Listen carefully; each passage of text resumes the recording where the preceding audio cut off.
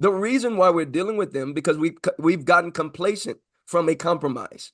And when we don't understand where we've gotten complacent from a compromise, you start building resentment.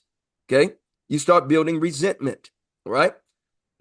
You start building resentment. And guess what? So this is what comes with resentment. Watch this. Complaining. So you got compromise, complacent, and then you start complaining. That's resentment. You start building resentment towards the person, or you start building self-resentment towards yourself. Now that becomes dangerous because when you build self-resentment, watch this. How many of you ain't got to tell me, you can put a thumbs up if you like.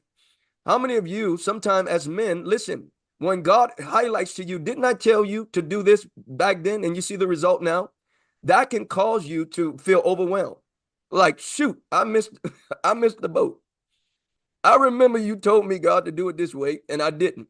And I listened to my wife, I listened to this, I listened to that, and I realized I missed the boat on that.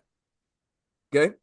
And so sometime when you realize God highlights to you where you missed it, you have to be careful. God have to give you a spiritual uh, uh, uh, patience pill and love pill so you can stop undermining yourself. That's where you start judging yourself.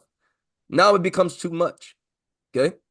Because now I start to realize that I compromised, then I became complacent, and then now I'm complaining. Okay. Now I built this resentment. And when I have resentment, watch this. There's things I do have to dismantle.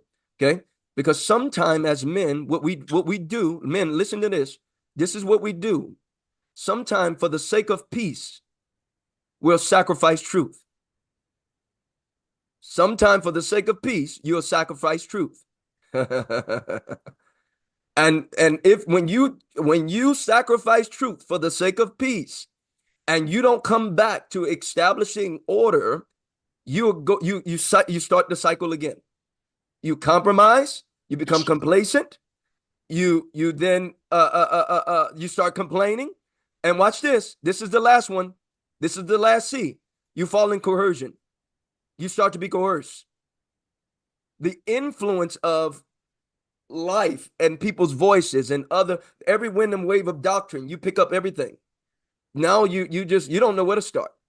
You're just trying to make peace. You're trying to keep everything okay. And now you're just married because you're just married by the law. You're not married because you see the Spirit of God in it. You're just married by the law.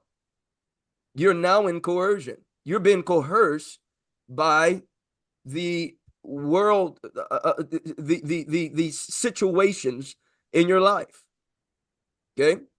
And so that's where we fall in the male trap. If you're not in the infant or the child trap, you fall in the male trap because now, listen, I'm gonna just live with this woman. She is who she is. I am who I am. We're just gonna retire and we're just gonna die. That's not spirit led. Don't leave, men. Y'all, hey, you on this call? This is a real men's call. This is for people who really want to take that step. All right. I'm gonna just leave you alone. You just you and I'm me. And no, that's not spirit led. That's not how that's supposed to go. And we've gotten so comfortable with that language, and God is saying, wait. You can't even balance my word properly with that type of judgment. That's a type of judgment. That's a type of way you're thinking about you and your life and what you think I have for you. God is saying, no, that's not what I called you to do. Number one, you need to reestablish your frame, and your wife need to understand why she's here. You need to understand why you needed her or why you wanted her for the greater purpose. You had a vision when you started. Men of you're desiring to get married. You don't get married without a vision. You're not marrying a mother. You're marrying a wife. I know that's what you've been taught.